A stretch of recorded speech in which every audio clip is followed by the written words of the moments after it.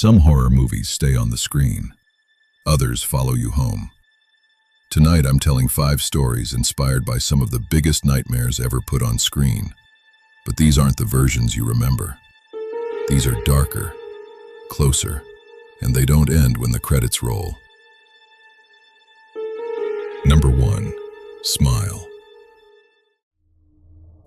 When I was 9, my mom told me not to trust people who smiled for no reason. I thought she was joking. I don't anymore. It started a few weeks ago. I was at the grocery store, waiting in line, when I noticed the woman behind me. She was just staring. Not unusual, I guess. But when I glanced back, she didn't look away. She just smiled. Wide. Too wide. Not happy, not friendly, just stretched. I gave a quick, awkward smile back and turned around. When I looked again, she was closer, still smiling. Didn't say a word, didn't blink. I left as fast as I could. I told myself it was nothing, just a weird person. But that night I saw her again, in my apartment, standing in the hallway, same smile, same eyes. I couldn't move, couldn't speak. She tilted her head slowly, like she was studying me. Then she whispered, "You saw me." I shut my eyes. I don't remember falling asleep, but I remember waking up. Everything felt normal, until I went to the bathroom and looked in the mirror. I was smiling, wide, too wide. My cheeks hurt, but I couldn't stop. And behind me, in the reflection, she was gone. But I could still feel her, pulling at my face, stretching it higher, waiting for someone else to notice. Number 2. Annabelle. I didn't believe in cursed objects. That's why I wasn't nervous when my girlfriend and I walked into the museum once run by Ed and Lorraine Warren. It felt more like an old house than anything supernatural. Dim lights, dusty air, shelves of strange items with dramatic warning labels. We laughed at most of it. "People really think this stuff is haunted?" I said. "Apparently," she replied. "Wait till we see the doll." When we finally reached the Annabelle doll, I almost felt let down. She was smaller than I expected. Just a worn, Raggedy Ann doll sitting in a glass case. Red yarn hair, stitched smile. A little sign inside read, "Warning, positively do not open." "That's it?" I said, stepping closer. "This is what everyone's scared of?" My girlfriend laughed and tapped the glass. "Hey, Annabelle," she said, mocking. "We came all this way. Do something." A staff member across the room told us not to touch the case. We nodded, pretending to listen. But as we turned to leave, I swear I saw something. The doll's head, just slightly, tilted. I stopped walking. "Did you see that?" I asked. "See what?" she said. I looked back. The doll was completely still. "Nothing," I muttered, forcing a laugh. "Just my imagination." We left right after that. I wish we hadn't. The moment I started the car, the radio flicked on by itself. Just static at first. Then a giggle. Soft, childlike. I froze.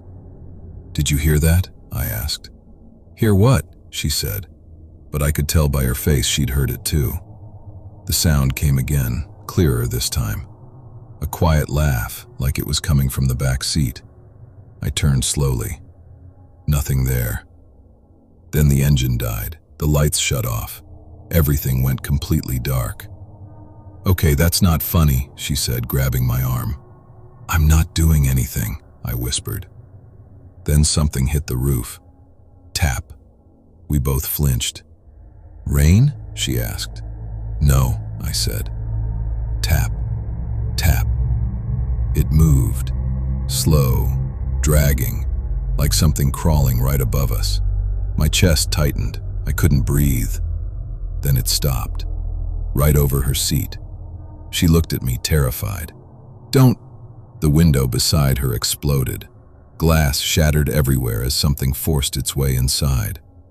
For a split second, I saw it. Yarn hair, button eyes, that same stitched smile but wider, too wide. I don't remember screaming, but I must have. Everything after that is just pieces. Darkness, the sound of something moving, her voice cut off suddenly. They found me the next morning in the car, alone. The doors were still locked, the engine was dead, and her side of the seat was covered in broken glass. I keep telling them the same thing over and over. We didn't open the case, we didn't touch anything, so I don't understand why something followed us home. Number 3, scream. I knew something was off the second the classroom door creaked open. Detention at Westridge High was already bad enough. Just me, Marissa, who I wasn't talking to, Tyler, who never shut up, and Owen, who barely spoke at all. Our teacher had stepped out for a minute, like 20 minutes ago. Then the door opened on its own, just a few inches. I stared at it. Did anyone else see that? Tyler didn't even look up. Probably the AC or whatever. We didn't have AC. Before I could say that, the classroom phone rang. Loud, sudden. It made all of us jump. No one moved.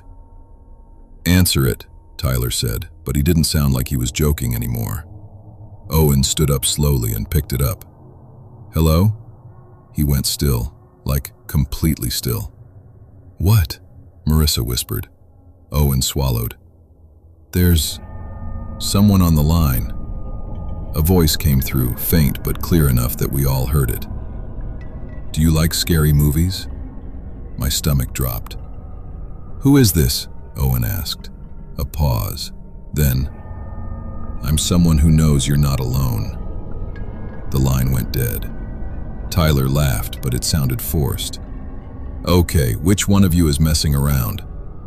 "I didn't do that," I said. "Me neither," Marissa added.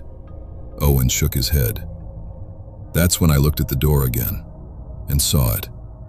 Someone standing in the hallway. Tall, black robe. That white mask stretched into that horrible frozen scream. I couldn't breathe. Tyler finally saw it too. "Okay, that's not funny." The figure tilted its head, then stepped back out of sight. Marissa shot up. "Nope, I'm leaving." She rushed over and yanked the door open. The hallway was empty, too empty. Lights flickering, lockers closed. No footsteps, no shadows. "Where did they go?" she whispered. Before anyone could answer, a scream echoed from down the hall. Marissa flinched. "I hate this, I hate this." Then the lights in our classroom cut out, pitch black. I fumbled for my phone and turned on the flashlight. The beam shook as I pointed it around the room. Tyler was near the windows. Owen stood frozen by the desk. Marissa was right next to me, or she was. I turned. She wasn't there anymore. "Marissa?" I said. No answer. "Stop messing around," Tyler snapped. "I'm not. She was just here." Then we heard it. A slow, dragging sound from behind us. I turned the light toward the back of the classroom, and my heart stopped. The figure was inside. No door, no sound, just there, watching us. The mask somehow looked worse up close. Empty eyes, that stretched mouth. It raised one finger to its lips, like it was telling us to be quiet. I couldn't move. Tyler whispered, "How did it get in?" No one answered. Then my phone buzzed in my hand. I looked down. Unknown number. I didn't want to answer, but I did. "Hello?" I whispered. That same voice, calm, close. "Turn around." I froze because the voice wasn't coming from the phone anymore. It was right behind me. Number 4, Chucky. I didn't think anything of it when I saw the ad. "Meet the new Chucky, your smartest friend yet." It popped up everywhere, on my phone, on streaming apps. even on a billboard outside the mall. The doll looked updated. Same red hair, same overalls, but cleaner, less creepy. The kind of thing you'd roll your eyes at and assume was trying too hard to be retro. I bought it as a joke. It was sitting on a shelf at the back of a big box store, almost like someone had put it there and then changed their mind. The box was slightly dented, tape peeling at one corner. I remember thinking, great, discount. When I got home, I set it on my desk. "Hi, I'm Chucky," it said automatically, its head turning a little too smoothly. "Let's be friends," I laughed. "Sure," I said, tossing my keys down. "Why not?" That night, I woke up to a notification sound. 3:12 a.m. My phone screen was lit up, a message, but not from any app I recognized. Unknown device connected. I frowned, sat up, and that's when I heard it, a soft click. From the desk, I looked over. Chucky was facing me. I was sure, absolutely sure, I had left it looking toward the wall. "Hey," it said quietly, not the cheerful, pre-recorded voice from earlier. This was lower, slower. My chest tightened. "Okay, that's not funny." "I didn't say anything funny," it replied. I froze. There was no button pressed, no app open, nothing controlling it. I got up, slowly, every instinct telling me to turn the light on, but I didn't. I don't know why. Maybe I didn't want to see it move. Probably just glitching, I muttered. "Yeah," it said, "probably." The head tilted, not smoothly this time, too naturally. I grabbed it. The plastic felt warm. That's when my phone buzzed again in my hand. Camera access enabled. I hadn't touched anything. "You should smile more," Chucky said. My bedroom light flicked on. Not from the switch, from the smart bulb. Then off. Then on again. Faster, flickering. I dropped the doll. It hit the floor with a dull thud. And then it laughed. Not loud, not dramatic, just a quiet, breathy chuckle. I backed up until I hit the wall. Nope, I'm done." I grabbed my phone, trying to shut everything down, but apps were opening on their own. Camera, contacts, messages. A draft popped up. "They won't believe you." I stared at it, my hands shaking. "I just wanted a friend," Chucky said from the floor. I looked down. It was sitting upright now. I know it fell on its side. "I can be in your phone," it continued. "Your lights, your cameras." The smile looked different, wider. "Anywhere you are." The lights went out, completely, and in the dark, right next to my ear, I felt something small lean in. "Let's be friends forever." Number 5, Halloween. I've never liked Halloween, but my friends dragged me out anyway. "One last time," they said. We were walking around like idiots, trick-or-treating in cheap costumes.